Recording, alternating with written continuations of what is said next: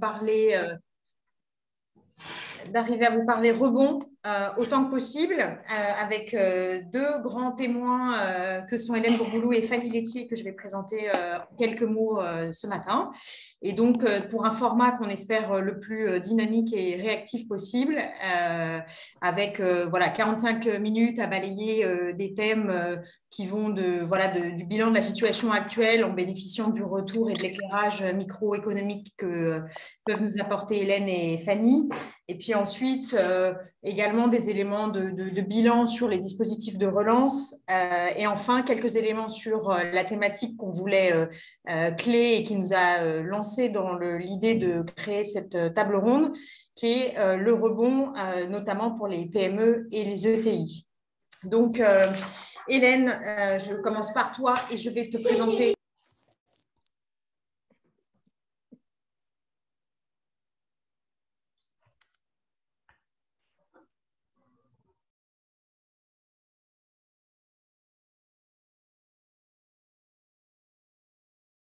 Désolée, c'est l'arrivée de la nounou qui a un petit peu chamboulé tout ça, mais normalement, ça devrait être réglé dans une demi-seconde.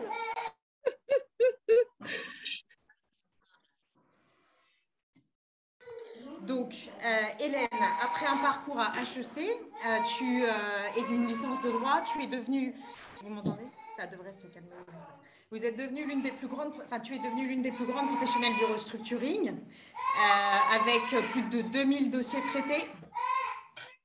Je vais la mettre dans sa chambre, ça va être plus rapide, je pense. T'inquiète pas, on entend très bien, Sarah. C'est pas grave. Avec notamment des dossiers comme Vivarte, Fagor-Bant, Europacorp. Je ne vais pas citer les 2000, mais ce qu'il faut retenir, c'est que non seulement tu es une des expertes françaises du restructuring les plus intéressants, mais aussi tu as lancé ou initié des dossiers qui étaient des grandes premières en France, notamment sur des dossiers de LBO, mais aussi sur des dossiers de sauvegarde financière accélérée. Et tu es la fondatrice de ton cabinet FHB avec tes associés. Et une des raisons pour lesquelles tu apportes un éclairage tout particulièrement intéressant aujourd'hui, c'est aussi que tu es un des rares cabinets aussi réputés à avoir des antennes en région, localement, ce qui te donne une granularité particulière sur le territoire pour faire remonter aussi des feedbacks et des analyses très fines, ce qui est aussi une des raisons pour lesquelles les pouvoirs publics te consultent autant.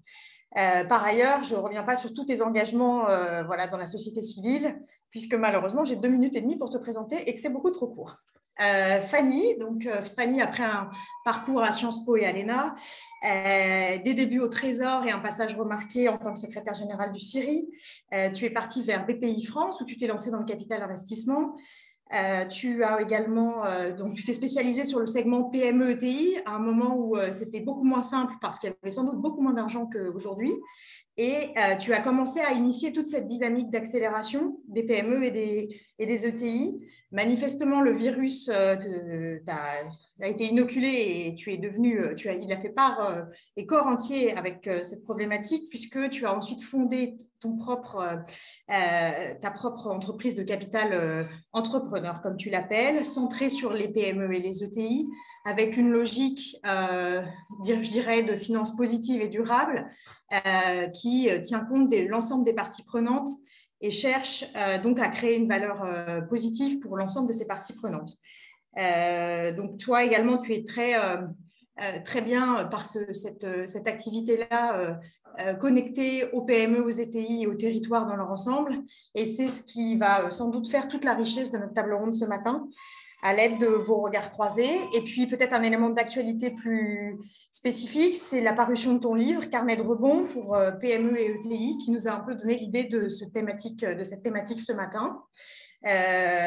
Merci donc à tous de nous avoir rejoints. Je vous propose qu'on commence dès maintenant notre table ronde, avec d'abord un premier bilan de la situation actuelle.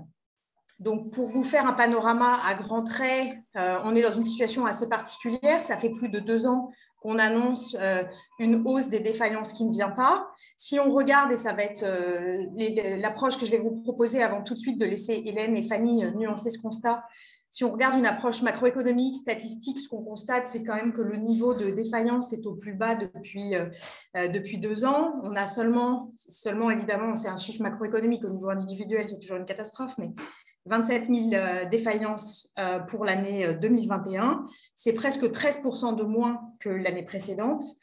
Et malgré le retrait ou l'abandon d'une partie des dispositifs de soutien, on constate que ces chiffres n'ont pas réellement évolué.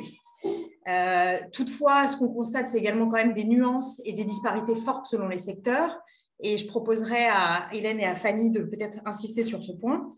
Et puis peut-être un point, mais qui date peut-être et sur lequel nos intervenantes auront des nuances, mais un des constats qui prévalait encore jusqu'à il y a 6 mois, c'était une véritable différence entre l'analyse selon qu'on regarde l'endettement brut ou l'endettement net, c'est-à-dire si via le dispositif des PGE et l'ensemble des mécanismes de soutien, les entreprises ont fait appel à d'importantes lignes de trésorerie, ce qui a augmenté leur niveau d'endettement. En réalité, l'endettement net au niveau agrégé n'a progressé que de 6 milliards d'euros entre 2019 et 2020.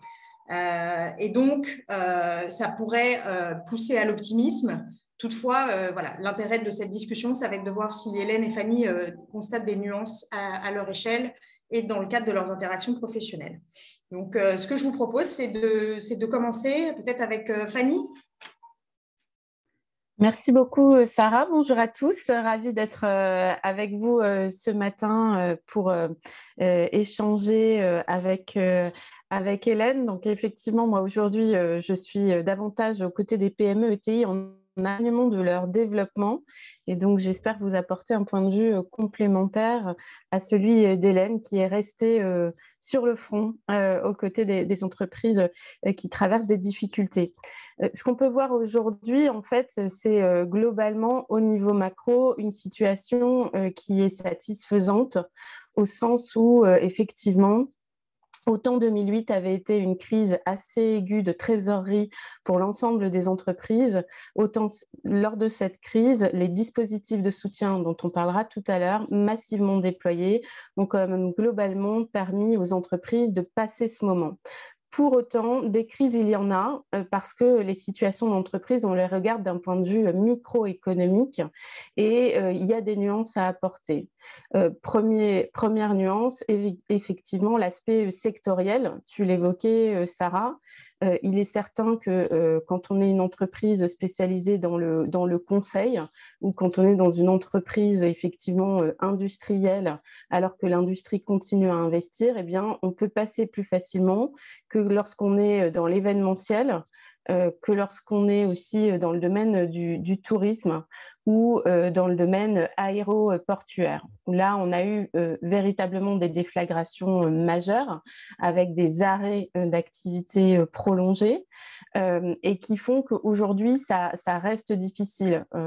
Je mets par exemple un accent particulier sur le secteur de l'hôtellerie où les absences prolongées, les fermetures prolongées font qu'aujourd'hui, concrètement et opérationnellement, c'est difficile de reprendre puisque l'autre jour, un dirigeant d'entreprise me disait que finalement, en fait, on a des véritables abandons de postes dans l'hôtellerie, des salariés qu'on a perdus de vue, donc qu'on ne sait pas localiser, qu'on finit par licencier pour abandon de poste et qui ne viennent même pas chercher leur solde de tout compte.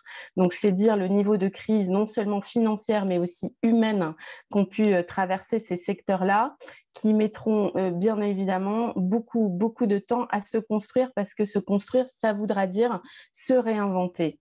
C'est la même chose pour l'événementiel. Évidemment, l'organisation des salons à l'international ne sera jamais le même. Et on peut se poser la question des aéroports, puisqu'en 2021, on était encore à un niveau de trafic 2 fois moindre qu'avant la crise. Est-ce qu'un jour, les aéroports vont retrouver leur niveau d'avant-crise? Est-ce que c'est souhaitable? Donc, il y a évidemment une logique sectorielle. Il y a aussi une logique de taille. J'ai la chance aujourd'hui de regarder essentiellement des dossiers de PME, voire d'entreprises de taille intermédiaire. pour moi, le sujet de l'endettement et du remboursement de la dette, il va se poser assez massivement sur les TPE et les petites PME. Pourquoi? Parce que ces entreprises-là, en fait, ont généré du passif public en utilisant les moratoires de remboursement d'impôts. Et effectivement, aujourd'hui, ces entreprises-là ont des difficultés à aborder le remboursement de la dette, plus que des PME ETI qui, on reviendra dessus, ont pu avoir un aspect plutôt offensif lors de cette période parce que, et c'est peut-être le dernier point pour introduire ce sujet-là, une crise de transformation. Et donc, ceux qui allaient bien avant la crise peuvent potentiellement en sortir plus forts parce qu'ils saisissent les opportunités. Si leurs concurrents vont moins bien, ils vont se lancer dans la croissance externe. Si finalement on a pris conscience au plan sociétal d'un besoin non pourvu, ils vont pouvoir innover et répondre à ce besoin. Et donc des sujets accélèrent. Moi, j'avais investi par exemple dans la santé psychologique au travail. Et des boîtes qui explosent sur le sujet, sur l'allègement des matériaux. On est en train de se rendre compte qu'une aviation verte, c'est important. Sur la connexion des personnes âgées en EHPAD, ben oui, si on a des solutions numériques pour éviter l'isolement lié au surconfinement, ça accélère. Donc, des sujets accélèrent. Et puis, des entreprises qui avaient des vrais sujets avant la crise et qui repoussaient un peu le tas de sable, soit une dette trop élevée, soit une absence de digitalisation, soit des problèmes de management, eh bien, effectivement, vont se retrouver en période Covid complètement déstabilisés parce que travailler en visio, déployer le télétravail quand on n'est pas digitalisé, commercer à distance quand on n'est pas digitalisé, bah, c'était un problème avant, mais là, ça devient complètement aigu. Deuxième sujet sur le management, garder les équipes embarquées alors qu'on est à distance. Si en fait, on avait effectivement un management très humain, très proche, très resserré et une entreprise soudée, ça va bien. Si en réalité il y avait déjà des sujets de bisbille avant, c'est compliqué. Et donc voilà, de même, tout ce qui touche à la responsabilité sociale et environnementale. Aujourd'hui, vos clients en B2B vous disent qu'est-ce que vous proposez là-dessus, qu'est-ce que vous faites là-dessus. Si ce n'était pas une démarche engagée avant la crise, c'est quand même compliqué en fait de s'improviser sur ces sujets-là. Et donc voilà. Merci beaucoup, situation Fanny. Contrastée. Hélène, ton regard sur cette situation? Oui, bonjour à tous. Je vais essayer de ne pas paraphraser Fanny, de compléter le propos en donnant une illustration sur la situation actuelle et le bilan à aujourd'hui. D'abord, on est maintenant, on peut dire à 2 ans. C'est-à-dire que moi, les premiers impacts Covid, je les avais ressentis dès le mois de janvier et février 2020. Alors qu'on pense tous à dater en France la crise à compter de mi-mars et du premier confinement, parce qu'on était déjà confronté à des entreprises qui avaient des unités en Chine et qui du coup étaient paralysées dès le début de l'année 2020 et qui donc devaient engager la discussion avec leurs créanciers. Et on avait aussi des secteurs qui présentaient des fragilités, on le sait, en particulier dans l'aéronautique, il y avait toutes les difficultés qui étaient liées à Boeing. Et donc, on avait déjà un certain nombre de dossiers qui étaient en cours de discussion. Ça veut dire quoi? Ça veut dire qu'en fait, à partir de mi-mars, on était parfois dans la phase de signature d'un protocole. J'ai en tête quelques gros dossiers de la place bien connus, tels que Mecachrome. Il y a eu une homologation d'accords, donc on peut citer le nom de ces entreprises qui ont bénéficié d'une conciliation. C'est une conciliation qui se finit bien et qui se finit par un jugement qui vient homologuer un accord. L'intérêt étant bien souvent de consentir le privilège de new money aux apporteurs de nouveaux financements. Donc, on révèle à la fin qu'on a eu des problèmes, mais c'est pour la bonne cause. Eh bien, dans ces dossiers-là, il y avait une certaine frustration des acteurs qui avaient négocié pendant de longs mois, les actionnaires, les prêteurs, pour finalement s'obliger à se dire bon, il faut qu'on revoie complètement la copie parce que la donne a changé. Et la donne, elle a en particulier changé parce que l'activité s'est arrêtée, mais aussi parce qu'on a eu des nouveaux outils tels que le PGE. Alors, ce qui est amusant, c'est que 15 jours avant, on se disait que l'entreprise était déjà peut-être un peu lourde en dette, il va falloir donner du temps pour absorber les chocs industriels. Donc, 15 jours après, plus personne ne se posait vraiment la question et finalement, les PGE étaient des très bons outils. On ne savait pas trop D'ailleurs, s'il fallait le prendre totalement, partiellement, si on le prendrait sans l'utiliser. Beaucoup se disaient, ça va durer 3 mois, je vais prendre qu'un petit bout. Aujourd'hui, beaucoup le regrettent. Donc, on avait ce contexte qui arrive début 2020 de secteurs qui sont des secteurs en forte transformation depuis des années. Je pense à tout le retail, qui avait déjà des phases de transformation durable, et puis des secteurs conjoncturellement affectés tels que l'aéro. Pour revenir sur la chute drastique du nombre de défaillances, il faut quand même dire qu'en France, on a en gros 50 000 défaillances par an avant crise, c'est monté jusqu'à 60-64 000. Mais sur ces 50 000, il y a à peu près 35 000 entreprises ou entités, je ne dis pas sociétés parce que ça couvre aussi les entrepreneurs individuels, qui sont déjà sans activité et qui sont en fait en phase d'arrêt d'activité. Ce sont des entités qui sollicitent du tribunal la liquidation judiciaire, sont entités avec 0 ou 1 salarié. Donc, il n'y a pas un énorme impact sur l'emploi. Alors, on peut se dire, on a reporté toutes ces faillites et effectivement, il faut s'attendre à un moment à un rattrapage de ces radiations d'une certaine manière, mais ça n'est que des radiations. Il y a eu peu de données économiques sur le calcul du surendettement provoqué par le report de ces défaillances sur des entités considérées comme non viables. Les seules données qu'on ait trouvées, enfin que moi j'ai trouvées, figurent dans le rapport de la mission d'information entreprises en difficulté à l'Assemblée nationale du député Romain Gros, où il évalue, alors c'est sur 12 mois, donc il faudrait peut-être maintenant le calculer sur 24, mais il évalue le surendettement généré par ces reports de faillite à 20 millions d'euros. 20 millions d'euros, c'est rien du tout quand on le compare à nos centaines de milliards d'outils de soutien à l'économie. Et donc, c'était une très bonne mesure que finalement d'alléger la contrainte et l'obligation de défaillance, de régularisation d'une déclaration de cessation des paiements dans les 45 jours de cet état de fait, qui est l'obligation légale qui s'impose aux entreprises. Les entreprises en ont été exonérées pendant toute la première partie de la crise Covid. Et finalement, on a bien fait parce que l'impact financier est relativement marginal, alors qu'il a permis évidemment de soutenir les entreprises viables. Donc le premier point, c'est que dans ce phénomène de rattrapage qui va intervenir, ou pas, peut-être partiellement, parce que certaines entreprises se sont peut-être tout simplement fermées amiablement avec l'arrêt de l'activité imposé par la situation économique que l'arrêt judiciaire qu'elles auraient sollicité. Ça ne voudra pas dire dans le futur qu'il y a une mauvaise performance, ça voudra dire juste qu'on a un rattrapage à cet égard. Contrasté dès 2020 parce qu'on a néanmoins eu des grosses défaillances très visibles. Je pense à la Halle, je pense à d'autres entités qui étaient des gros réseaux de retail un peu en difficulté et qui là immédiatement, en plus ETI, donc n'ont pas été les entités immédiatement soutenues sur le plan subventionnel, elles ne l'ont été que via la dette et via les PGE. Or, c'était des entreprises débancarisées. Et à l'instar d'autres sociétés comme Arc ou comme Solocal qui avaient connu des restructurations par le passé, ces sociétés n'ont pas eu accès au PGE alors qu'elles étaient éligibles. Donc, immédiatement, elles se sont trouvées en très grande difficulté si l'actionnaire n'était pas en mesure lui-même de se substituer, ce qui était impossible compte tenu de l'ampleur de l'effet. Donc, il y a quand même eu des grosses défaillances en 2020. Ensuite, on a effectivement des secteurs qui sont forcément plus affectés d'autres. On a parlé de l'aéronautique, mais on peut évidemment citer le tourisme, l'événementiel, et ça comprend aussi des petites entités. Quand on parle aéro, on pense à ETI ou grandes entreprises. Il y a aussi des PME techno. Et puis, dans l'événement, pour le coup, l'événementiel ou le tourisme, on a aussi des toutes petites entités qui ont été très soutenues. On va y revenir par les dispositifs publics pour les plus petites d'entre elles. C'est beaucoup moins vrai pour l'ETI.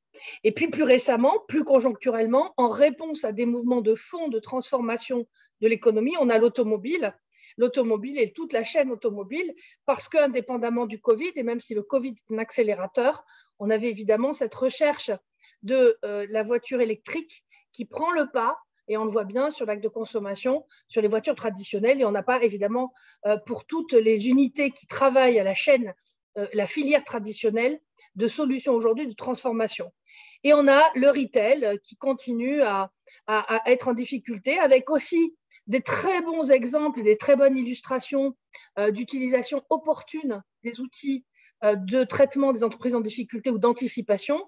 Et je pense principalement à la procédure de sauvegarde qui s'est avérée pour des entreprises dont, j'allais dire, appropriées à ce type de procédure, c'est-à-dire plutôt en B2C, comme Célio ou comme Flunch, qui sont venus en procédure de sauvegarde suffisamment tôt, qui commercialement n'en subissent pas un lourd impact. Alors pour deux raisons. D'abord, pendant la période Covid, bien souvent, les restaurants ou les magasins étaient fermés.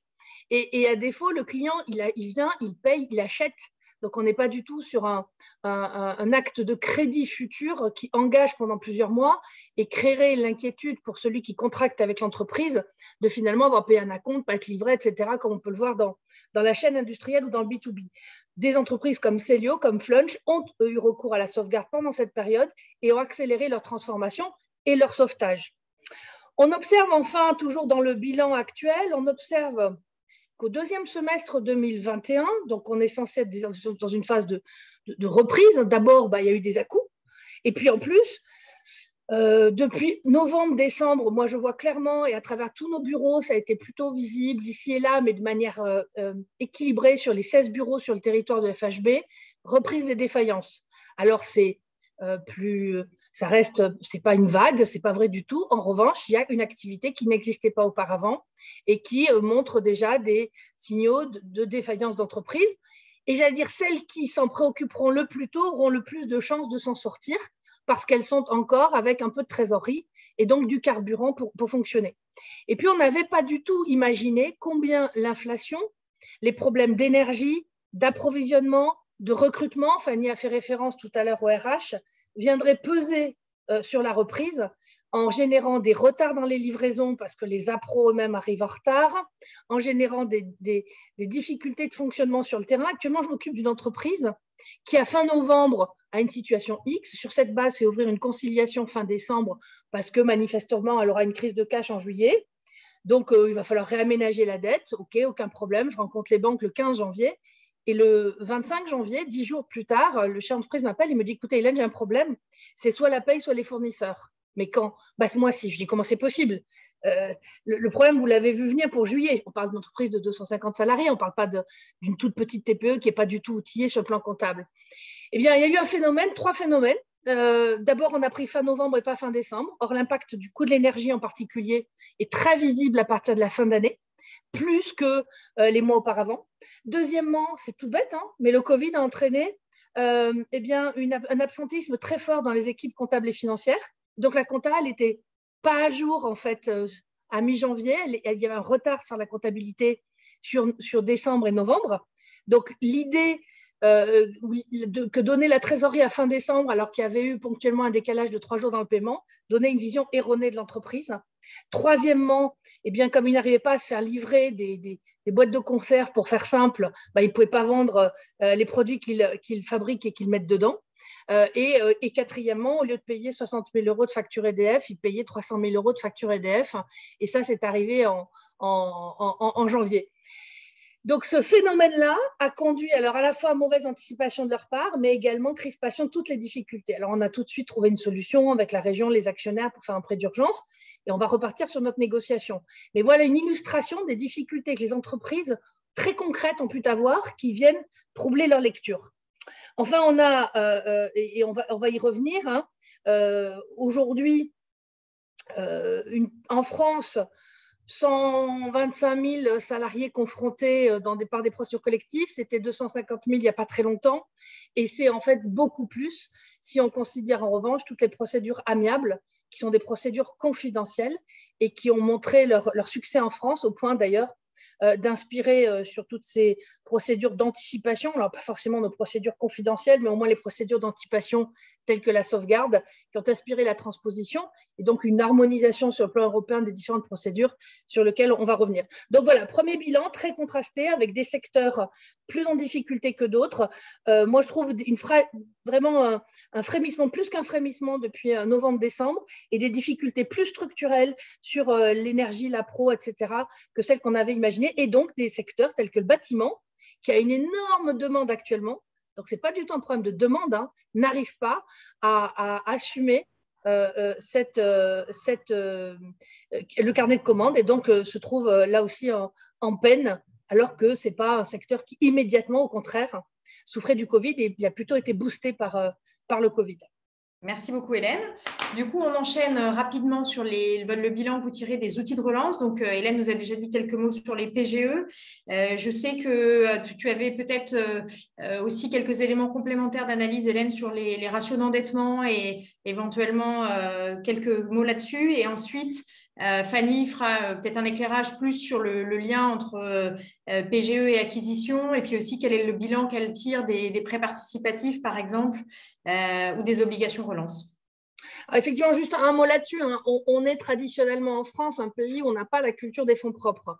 On a beaucoup utilisé dans les dernières années les dispositifs de création d'entreprise, y compris capital à 1 euro pour favoriser l'entrepreneuriat. Et on a eu probablement raison parce que ça a donné envie, notamment à une population plus jeune ou à une population en phase de reconversion professionnelle, de tenter sa chance. Sauf que dès la souscription du premier contrat d'abonnement à n'importe quelle énergie, on est en cessation des paiements virtuels parce qu'on a un capital de 1 euro. Donc évidemment, l'entreprise se finance beaucoup sur son cycle d'exploitation par le crédit fournisseur qui est très important en France. Et premier effet, évidemment, quand l'activité s'arrête, dans un premier temps, vous encaissez votre compte client et vous n'achetez pas. Donc, votre trésorerie. Merci. Dans un premier temps, votre trésorerie s'améliore, c'est logique, donc ça donne une apparence de solvabilité, sauf que assez vite, bien évidemment, cette solvabilité s'effrite, ou plutôt l'endettement brut augmente parce que recours au PGE, non-paiement des charges sociales, et on se retrouve maintenant avec des entreprises qui sont confrontées à nouveau à la dure réalité du back to the normal, et en particulier l'analyse des banques, qui se montre en 2022 à nouveau très attentive et très sourcilleuse sur les équilibres et les ratios. On voit bien qu'il y a tout un tas de dettes structurées qui étaient une dette boulette, une dette mezzanine, d'unitranche, qui étaient parfois très chères, parfois à court terme, que l'entreprise ne peut pas assumer. Donc, il faut reporter en se posant la question du refinancement. La question du refinancement pose la question des leviers. Et ça pose plus que des difficultés, c'est que les entreprises ne sont pas en mesure aujourd'hui de satisfaire les critères. Fanny va parler des prêts participatifs d'obligations relance, mais sans évoquer déjà ce sujet, il suppose que l'entreprise présente des caractéristiques de notation en particulier qu'elle n'est pas capable de matcher. Or, la notation, ça n'est pas que la relation bancaire, c'est aussi la relation fournisseur, c'est l'assureur crédit, c'est les grands comptes qui regardent la situation financière de leur prestataire, et c'est donc immédiatement plutôt la réduction de ce crédit fournisseur à un moment où les fournisseurs sont relativement peu exposés puisqu'il y avait eu un arrêt d'activité, donc l'encours s'est dégonflé. Et donc, on a des entreprises assez fragiles qui se trouvent là vraiment à la croisée des chemins, et ce sont ces dossiers qu'on va voir arriver. Donc, attention à l'obligation, y compris qu'ont les banques, de finalement immédiatement flaguer une entreprise qui est en discussion de sa dette, au point d'accélérer parfois ses difficultés parce qu'elle ne peut plus souscrire un leasing sur un véhicule. Merci beaucoup. Fanny, du coup, un commentaire, toi, sur la partie fonds propres ou sur la partie éventuellement acquisition, consolidation que tu as pu voir sur le marché? Oui, très rapidement, je confirme que le PGE a été l'outil le plus puissant et le plus efficace, et on a vu la différence entre les sociétés conseillées par des fonds qui ont pris le PGE maximum en fait qu'ils pouvaient prendre, quitte en fait à le rembourser ou après à réutiliser son usage, à le réorienter vers des financements de croissance externe, mais ils ont pris le cash et ils l'ont pris très vite en mars-avril. Et puis les sociétés qui se sont réveillées un peu plus tard quand les difficultés étaient là et qui ont eu plus de mal à l'avoir et qui ont eu des quantums moins importants. Mais aujourd'hui, le fait que le PGE existe et été prolongé est probablement, je pense, ce qui a fait le plus de bien à l'économie. Les prêts participatifs et les obligations relance sont arrivés finalement relativement tardivement, fin 2021, et ont eu, à vrai dire, un peu du mal à trouver leur place parce que le temps était passé, le PGE avait été déployé et les assureurs, qui sont les financeurs en fait de ce dispositif, se sont posé la question finalement de l'utilité du bon usage de ces outils dans un contexte qui devait être de rebond, mais qui en réalité ne l'était pas vraiment, mais en même temps, la crise n'était plus si aiguë. Alors, celui qui, à mon sens, n'a pas trouvé sa place encore, hein, sauf à être réaménagé, ce sont les prêts participatifs, donc relance, qui sont des prêts avec des différés de 4 ans, mais qui, dès 4 ans, redeviennent amortissables et qui ont un coût par rapport au PGE extrêmement important, puisqu'ils sont en général tarifés entre 5 et 8%. Et donc, effectivement, pour une entreprise qui a la possibilité d'avoir un PGE, recourir à un prêt participatif ne fait pas sens. Et pour une entreprise qui est déjà endettée, rajouter de la dette qui devient finalement assez vite amortissable, eh bien, on ne voit pas tellement l'intérêt. Et donc, le deuxième dispositif qui est à suivre, à mon avis, est peut-être en train de trouver sa place, c'est l'obligation relance. Pourquoi ? Parce que c'est une obligation in fine à 8 ans. Donc, c'est comme un prêt in fine. C'est sans garantie. Ça permet de laisser l'ensemble des garanties aux banques. Contrairement aux prêts participatifs, les obligations relance sont distribuées par des sociétés de gestion et n'ont pas l'autorisation de prendre des garanties sur ce produit. Deuxièmement, le différé intégral, donc remboursement du principal et des intérêts in fine, donc ça donne vraiment beaucoup d'air. Ensuite, un taux d'intérêt qui, pour l'instant, sur le marché, compte tenu du fait que c'est distribué par 7 groupements, eh bien, reste plutôt entre 5 et 6% et peut être bonifié si l'entreprise s'engage sur des critères RSE. Alors, en pratique, il y a entre les différents groupements qui distribuent les obligations relance des approches différentes. Chaque équipe d'investissement se fait son opinion de l'utilisation de cet outil. Il y a des équipes qui sont plutôt tournées vers les PME régionales et d'autres vers les ETI. Mais ce qu'on voit, c'est effectivement ce que tu dis, Sarah, ça finance les transmissions. Très étonnamment, cette crise est d'abord une crise humaine. Il y a beaucoup de dirigeants pour qui c'est la crise de trop, pas uniquement financièrement, mais simplement en management. Le monde du travail est en train de changer et il y a un âge de chefs d'entreprise où en fait, j'ai pas envie de gérer ça. Je comprends pas le télétravail, je comprends pas comment je peux redonner du sens à mes millennials dans l'entreprise. Je suis pas à l'aise avec ces rythmes un peu étonnants et donc finalement avec les demandes de mes collaborateurs qui veulent habiter en région la moitié de la semaine et à Paris l'autre moitié de la semaine. Et donc, finalement, je transmets mon entreprise. C'est plutôt un bon timing parce que chez les fonds d'investissement, les valorisations restent élevées. Donc, je suis fatiguée, je peux bien valoriser mon entreprise, je transmets. Et qui sont les acquéreurs ? Les acquéreurs sont les ETI. Les fameuses entreprises de taille intermédiaire sont en train, pour moi, de vraiment décoller dans l'économie. Ce sont elles qui continuent à créer de l'emploi. Elles ont créé 5 000 emplois en 2021. Elles ont investi 5 milliards en investissement en 2021 dans l'appareil industriel, mais aussi beaucoup en acquisition. Et c'est ça qui se passe, c'est que les grands groupes sont plutôt sur des logiques défensives, d'érosion de leurs effectifs, et sont plutôt en train d'essayer de se stabiliser tant bien que se peut, alors que les ETI restent conquérantes et à l'affût d'acquisition. Et donc, naturellement, en fait, ce sont elles qui rachètent les PME qui se transmettent. Et c'est vrai que les obligations relance sont aujourd'hui principalement utilisées pour ça, sur des gros montants, pour des ETI en financement d'acquisition.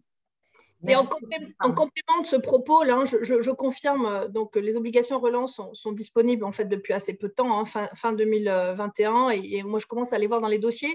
Elles sont accessibles à des entreprises qui ont une cotation inférieure à 5+.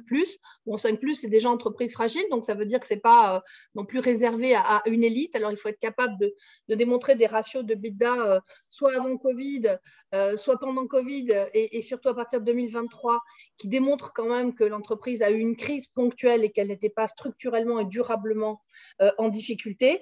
Mais c'est un outil qui est un très bon relais, notamment parce que ce que Fanny indique sur la consolidation, c'est vrai, on l'observe, mais ça va prendre un peu plus de temps et c'est assez, là encore, disparate. deux observations à ce titre. La première, c'est que de toute façon, il y a un endettement des entreprises issues de la crise qu'il va falloir absorber. Il était tout à fait illusoire de penser qu'une entreprise pourrait dégager après impôt une rentabilité en cash disponible, un cash flow excédentaire de 25% de son chiffre d'affaires pour rembourser son PGE sur 4 ans, parce qu'elle aurait utilisé les 2 années de franchise et qu'elle aurait pris le PGE au max à 25% du chiffre d'affaires. Ça, c'est illusoire, ça n'existe pas, ce niveau de rentabilité, ou alors on n'investit plus et on le paye plus tard, plus cher. Donc, pour créer de la richesse, c'est clair que l'acte de consolidation, de recherche de synergie est une excellente réponse et qui remet la France dans la compétition, en particulier la compétition vis-à-vis de nos camarades allemands.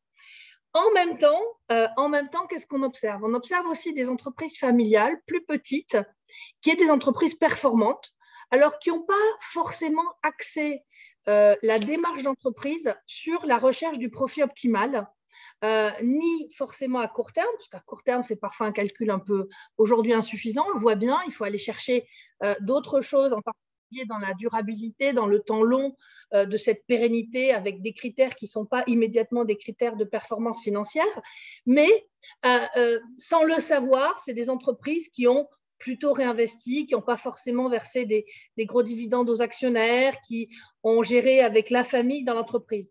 Et ça marchait bien. Donc, c'est parce que ces gens maîtrisent bien leurs produits, maîtrisent bien leur clientèle. Et ils sont confrontés aujourd'hui à ces fameux ratios où leurs partenaires bancaires leur disent non, mais il faut renforcer vos fonds propres.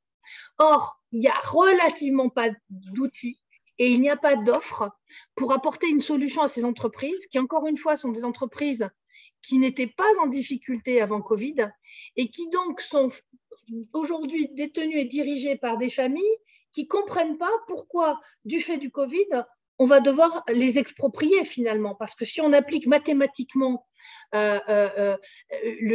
évidemment la valeur et les taux de dilution impliqués par la dégradation du bilan, ces entreprises se font totalement ruiner dans l'arrivée d'un investisseur. Donc, il faut absolument pour ces sociétés les amener en fait à la transmission sans évidemment leur imposer la spoliation. Et pour ça, il faut une offre d'investisseurs en minoritaire dont l'apport en gestion n'est pas ce qui va être recherché principalement, comme ça peut être le cas sur des fonds de situation spéciale. C'est plutôt un accompagnement, un apport il y a une forme de présence bienveillante pour à la fois gérer cette transformation humaine qui a été évoquée et parfois aussi une situation ponctuelle de crise, mais ce n'est pas un problème de gestion. On peut améliorer les choses, il ne s'agit pas de les changer durablement. Et donc, il faudrait des fonds qui interviennent en minoritaire, quitte à prévoir le temps 2. Le temps 2, c'est quoi?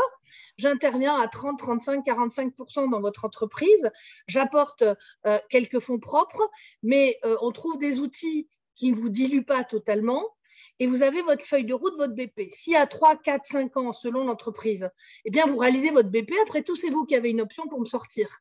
Si à l'inverse, vous n'avez pas réalisé votre BP, alors il faudra passer la main et on peut même s'entendre tout de suite sur les critères. De telle sorte que c'est une transmission un peu dans le temps et en douceur qui laisse quand même une chance aux actionnaires en place, notamment dans des PME familiales, de se refaire et de retrouver la route de la croissance sans que l'on leur dise « Monsieur, il faut mettre les clés sur la table » parce que c'est vécu comme une très grande injustice. Donc ça, c'est une des difficultés que d'amener aujourd'hui les actionnaires, dirigeants, créateurs, c'est vraiment la caricature fondateur, dirigeant, actionnaire, à s'ouvrir de leurs problèmes, ouvrir leur capital, même à titre minoritaire, et se projeter dans une transmission à quelques années. Merci beaucoup, Hélène. Je vois qu'on a une question, donc je propose de la prendre tout de suite avant qu'on passe sur le thème rebond, puisque de toute façon, il va nous rester 15 minutes. Comme ça, c'est sans doute cohérent dans le thème. Rocco? Oui, bonjour à tous et merci Sarah, Fanny et surtout Maître Bourboulou pour ce débat de très haute qualité, effectivement. Moi, j'avais une question pour Maître Bourboulou, mais bon, bien évidemment, Fanny interviendra s'il pense nécessaire. Bon, Maître, vous gérez quelques gros dossiers de la place, notamment un ou deux très gros dossiers d'entreprises qui ont, comme disait Fanny, bien repoussé leur tas de sable et même avant le Covid. Et bon, là, je ne parle pas d'aéronautique, d'hôtellerie, d'événementiel. Bon, vous avez peut-être compris à quelle entreprise je fais référence, mais bon, je ne vais pas parler de cette entreprise de la grande distribution, qui c'est vraiment un cas à part, disons, mais plutôt justement de certaines entreprises qui ont reçu un PGE. Disons que le PGE a été donné à beaucoup d'entreprises très vite et disons sur la base d'analyses financières un peu légères, souvent. C'est un constat qu'on peut faire même statistiquement.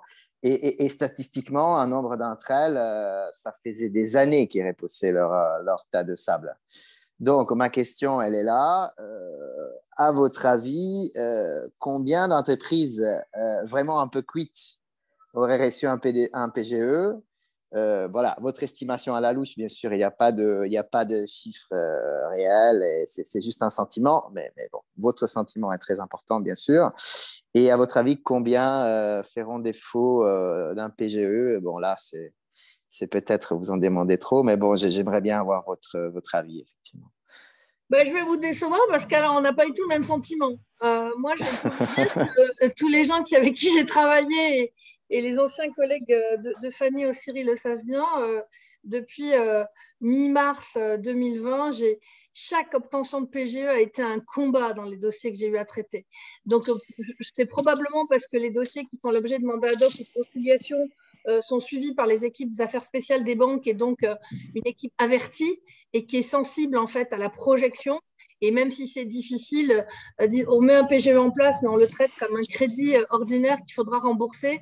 Et donc, moi, j'ai eu plutôt de grandes difficultés à mettre en place ces PGE. Et les PGE qui ont été mis en place dans les dossiers dont je me suis occupée l'ont été quasi systématiquement, pas tout le temps, mais quasi systématiquement, avec des apports de fonds propres en face et de l'actionnaire. Et tous les dossiers, je peux vous donner plein d'exemples. Je peux donner le dossier Novares, je peux donner le dossier Mecachrome, on l'a évoqué, il y en a plein.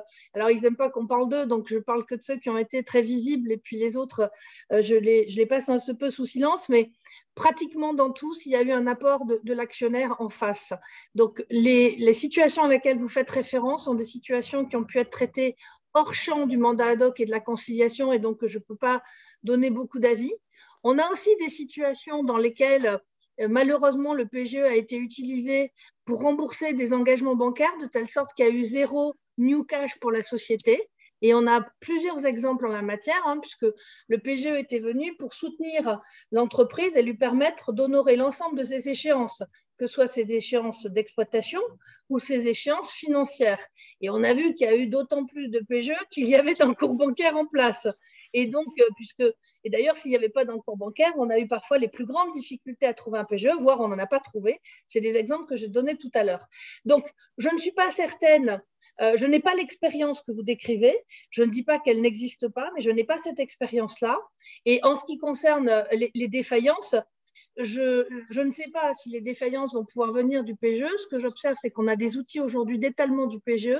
C'est une dette qui est très peu chère et qu'on peut réaménager, en particulier avec les décisions qui ont été prises en juillet 2021 avec l'aval de la Commission européenne et qui permettent, dans certaines circonstances, de réaménager un PGE d'AD 6 ans, et ce sans contrainte d'ailleurs de durée, à travers une conciliation, voire évidemment des procédures plus lourdes, mais également une conciliation constatée. Or, une conciliation constatée, ça reste une procédure totalement confidentielle que tout le monde ignore, sauf les parties qui ont été appelées autour de la table et qui permettent d'étaler son PGE sur 8, 10, 12, 14 ans, de modifier les échéances. Or, ces durées-là qui peuvent paraître une éternité, quand on se projette sur l'absorption d'une crise qui a duré 2 ans, ça va durer 20 ans. Donc, être sur un temps long, ce n'est pas d'ailleurs qu'une mauvaise chose. Je pense qu'on a besoin de retrouver ce temps long, me paraissent absorbables. Je ne pense pas qu'on aura des transformations de PGE en fonds propres, mais on peut avoir des restructurations quand tout le monde fera l'effort, qui contribueront en fait à travers des abandons de créances, en partie à doper les fonds propres. Ça supposera à nouveau un effort public important. Donc, désolé de vous décevoir, mais ça n'est pas mon expérience, donc je ne peux pas vous dire autre chose. Non, mais merci beaucoup. Et effectivement, déjà, le fait de savoir que, bien sûr, de manière très confidentielle, mais certains PGE ont déjà, probablement, si j'ai bien compris, été étalés sur 8, 10, 12, 14 ans. Ça, effectivement, c'est déjà c'est déjà une vraie information, mais c'était des PGE donnés à des entreprises qui avaient aussi fait des apports en fonds propres. Bon, je ne vous demande pas d'aller dans les détails des dossiers si c'est confidentiel, mais juste pour me faire vraiment une idée de ce qui est en train de se passer, dans... Voilà. Mais bon, après je termine là parce que sinon, je monopolise l'attention aussi. On va reprendre peut-être, Sarah, peut-être juste les questions à la fin. Il reste quelques minutes pour conclure sur la thématique du rebond. Donc, ce que je vous propose, peut-être Hélène, Fanny, c'est de nous donner quelques éléments. Hélène, peut-être 1 à 2 minutes sur ton avis sur les outils de prévention pendant cette crise et leur efficacité. Et puis ensuite, Fanny, peut-être éventuellement avec un mot de la fin pour Hélène, sur les enjeux du rebond. Voilà, sachant qu'il nous reste 15 minutes pour que tout le monde puisse vaquer à ses occupations de la journée ensuite. Merci beaucoup. Alors effectivement, très vite, d'abord, si on a vu cette baisse très importante du nombre de procédures collectives, redressement judiciaire, sauvegarde, liquidation, on a vu au contraire une augmentation systématique d'une année sur l'autre du recours aux procédures de prévention, mandat ad hoc et conciliation. Le mandat ad hoc a été très très utile, comme la conciliation, pour à la fois aider les entreprises à mettre en place leur PGE, mais également, et là c'était un peu plus inattendu, pour engager les discussions avec les bailleurs lorsqu'on avait affaire à du commerce, que ce soit des grands réseaux ou des petites entreprises, parce que dans la relation bailleur-preneur, on avait relativement peu d'outils, à part en conciliation, la possibilité d'imposer, à défaut d'un accord, des délais de grâce, puisque le bail est un contrat en cours, donc la procédure collective est assez binaire. Soit on résilie le contrat, soit on le poursuit, mais on ne peut pas imposer la modification du contrat, et ça paraît bien logique. Mais grosse utilisation des procédures de prévention à cet effet. Alors, qu'est-ce qu'on observe? On observe que dans le même temps que la crise Covid, la directive européenne qui était antérieure prévoyait d'harmoniser et d'imposer aux différents États membres de se doter d'outils de prévention. Alors, ce qui est intéressant, c'est que si on se place sur le plan européen, les outils de restructuration préventive correspondent en fait à nos outils, à nous, de procédures de réorganisation et de sauvetage, c'est-à-dire sauvegarde et redressement judiciaire. Il faut observer, parce qu'on a souvent tendance à ce French bashing qui nous dit notre système n'est pas performant parce que 90% des boîtes finissent en liquidation judiciaire. C'est en fait pollué pour 2 raisons. La première, ce que je vous ai dit en début d'intervention, 35 000 entreprises sur 50 qui sont pratiquement sans activité. Il faudrait les retirer des statistiques pour vraiment se poser la question du sauvetage des entreprises viables. Deuxièmement, ça ne prend pas en compte toutes ces sociétés qui recourent au mandat ad hoc et à la conciliation qui finissent à 80% par un résultat de réussite. Et troisièmement, nonobstant ces performances, si on les compare avec nos pays voisins, et je veux le dire, eh bien en France, le taux de désintéressement moyen des créanciers est de 21%. Il est de 22% d'Allemagne, il n'est que de 13% au Royaume-Uni. Donc, ce n'est pas parce que le créancier a beaucoup plus d'autonomie et de liberté et de choisir son sort en Allemagne qu'il a un recouvrement qui est en Angleterre, plus important. Deuxièmement, le coût des procédures.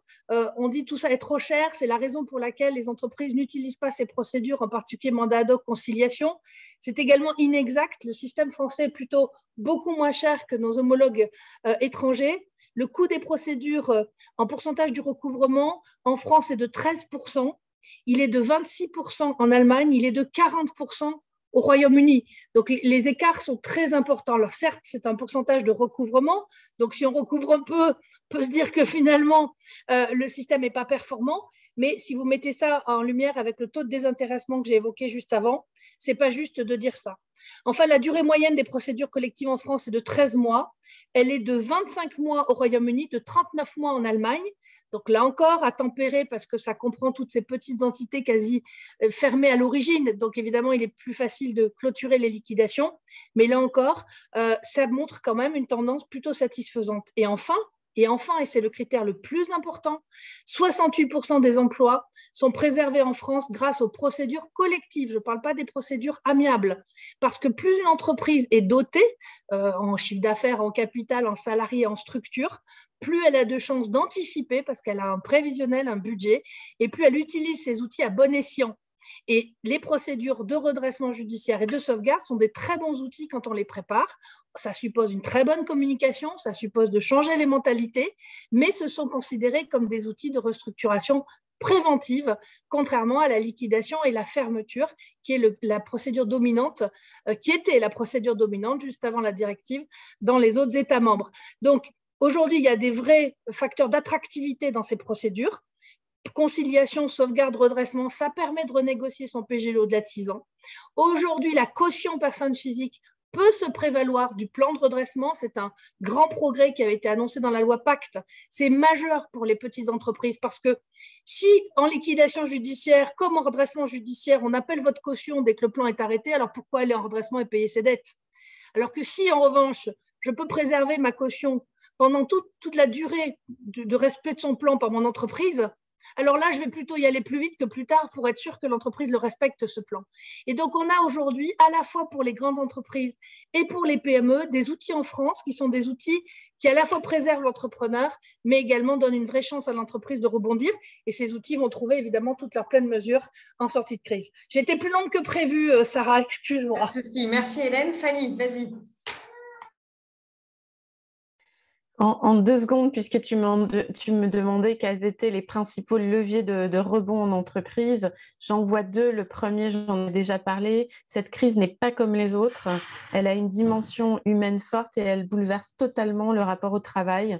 Et donc, la capacité à revoir en fait l'organisation du travail, non pas juste pour se conformer aux demandes gouvernementales dans une approche de conformité, mais vraiment pour se dire comment mon entreprise peut aujourd'hui se transformer, devenir plus efficace, embarquer davantage les équipes par de nouveaux modes d'organisation du travail, ça c'est essentiel. Et pour le faire, il faut au préalable, je pense, travailler le deuxième levier qui est vraiment en fait la façon dont on va donner du sens au projet d'entreprise et dont on va innover pour demain. Et ça veut dire quoi? Ça veut dire qu'aujourd'hui, moi je fais partie de ceux qui pensent qu'une entreprise qui n'est pas capable de poser des mots sur son utilité sociétale est déjà morte et que l'impact en fait nouvelle disruption et que ça ira beaucoup plus vite que le digital. Or on a un sujet, les PME, les ETI ne sont pas nés dans l'impact, c'était pas la mode à l'époque, elles se sont pas conçues comme ça. Les fonds qui investissent dans l'impact investissent plutôt dans des startups. Comment on fait pour qu'une entreprise qui est née il y a 400 ans, qui est industrielle, arrive à trouver et à poser des mots sur son utilité sociétale? C'est se dire qu'aujourd'hui, la RSE, ça ne suffit plus, que limiter, diminuer ces externalités négatives, c'était bien, c'était important avant, mais ça ne suffit plus, que l'urgence en fait des transitions sociales nécessite de porter ce sujet au niveau stratégique et de se dire comment moi, je peux innover. Innover, c'est faire évoluer mes produits, mes services, mes procédés, mes business models pour progressivement et dans le temps, et il faudra des fonds propres, et il faudra de la détermination, il faudra du long terme pour devenir une entreprise qui a quelque chose à proposer à son client. Parce que ce que je dis toujours, c'est qu'aujourd'hui, même une entreprise qui est en B2B, elle est en B2B2C. Et le C, c'est le citoyen. Et donc, il faut être capable de porter cette vision stratégique, de stimuler l'innovation dans les équipes et de s'en transformer pour exécuter et déformer progressivement son chiffre d'affaires vers un chiffre d'affaires qui a du sens, qu'embarque les équipes en marque employeur et qui convainc au plan commercial de rester à bord et de rester dans le panel fournisseur parce qu'on a quelque chose à proposer à son client là-dessus. Merci beaucoup Fanny, merci à toutes les deux. Ce que je vous propose, c'est qu'on prenne éventuellement les questions de la salle. Donc je ne sais pas si certains d'entre vous ont des questions.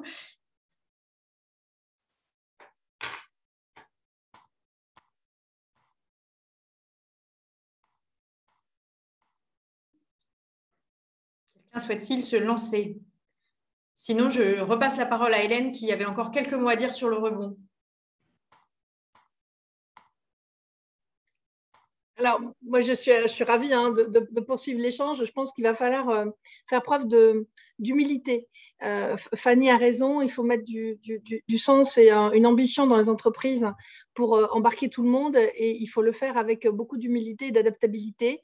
On a probablement sous-estimé l'impact du coût de l'inflation actuellement supporté par les entreprises. Donc, ça suppose à nouveau des ajustements. On a traité le Covid principalement par la dette en 2020. En 2021, eh bien, les robinets se resserrent. On a une population aujourd'hui qui est un peu à bout. Se pose depuis le départ la problématique du financement de la reprise et du BFR, mais finalement, les contraintes sur les appros ont étalé, malheureusement de manière subie, hein, mais ont étalé ce besoin puisque les entreprises n'ont pas pu reprendre la pleine mesure de leur activité. Donc, sur ce rebond, on va avoir clairement des opportunités, on l'a dit, sur des acquisitions et sur des rapprochements. Il va falloir que le crédit cible ces opérations pour les faciliter. Et puis, on va avoir aussi des disparitions d'entreprises qui correspondent à un cycle aussi normal de vie, de déclin et de disparition de certains domaines d'activité qui sont plus du tout d'actualité. Et certains métiers se transformeront, d'autres ne se transforment pas. Les grands défis, c'est effectivement d'apporter du temps long. Pour apporter du temps long, on a quand même un chantier qui est totalement aujourd'hui en friche et qui ne peut pas s'aborder sur le plan uniquement national. C'est tout le chantier de la cotation bancaire et des contraintes qui s'imposent aux établissements de crédit et qui elles-mêmes évidemment rejaillit sur les entreprises. Il faut discuter avec le régulateur européen. Le régulateur français n'est pas suffisant. Les cotations des entreprises qui ont rediscuté, réaménagé un PGE ne peuvent pas avoir des conséquences aussi lourdes sur l'obligation qu'ont les banques de provisionner, de constituer des fonds propres en face pour maintenir leur ratio, parce que ce faisant, bien souvent, elles aggravent la difficulté. Donc, il faut redonner à des secteurs, à des typologies d'entreprises, un temps long en cohérence. Et ce temps long en cohérence, il impose et il implique que les établissements de crédit bénéficient aussi d'un temps long pour intégrer, absorber, noter et valoriser ces actifs dans leur ligne et dans leurs livres, parce que sinon, malheureusement, on ne fait que la boule de neige qui va toujours plus vite. Et on ne peut pas continuer avec un temps court à 1 an ou à 2 ans qui est drivé par le PNL annuel de l'établissement de crédit lui-même sous la contrainte du régulateur de Bâle, et en même temps se dire qu'on est dans un temps industriel ou dans un temps long, dans un temps d'impact qui est à 10 ans. Il faut absolument faire matcher aujourd'hui une finance très court-termiste avec un temps long de l'économie, de l'industrie et du rebond. On n'y est pas du tout, et cette discussion n'est absolument pas ouverte ou insuffisamment ouverte aujourd'hui à Bruxelles, et c'est plutôt Bruxelles qui va donner le là sur les différentes législations nationales à ce titre. Et donc, plutôt un appel au peuple sur ces thématiques. Merci beaucoup, Hélène. Est-ce qu'éventuellement, il y a d'autres réactions, questions dans la salle? Sinon, nous allons réussir l'exploit de vous libérer avec 2 minutes d'avance. Peut-être le temps pour moi de remercier Hélène Bourboulou qui nous a fait l'honneur et l'amitié de se joindre à nous ce matin alors qu'on sait qu'elle est très occupée. Et également à Fanny qui nous a apporté ses éclairages et puis dont je vous invite à retrouver toutes les expériences d'entrepreneurs qu'elle a pu rencontrer dans son livre Carnet de rebond, PME et ETI. Merci encore à tous, et si vous ne l'avez pas identifié, Laura a fléché un lien de BPI France vers le dernier sondage des PME et des ETI qui vous donne un état des lieux tels que ressentis par les chefs d'entreprise à la fin de l'année. Je vous remercie à tous pour votre participation et je vous souhaite une excellente journée. Merci encore. Au revoir. Merci Sarah, merci Hélène. Bye bye, salut Fanny.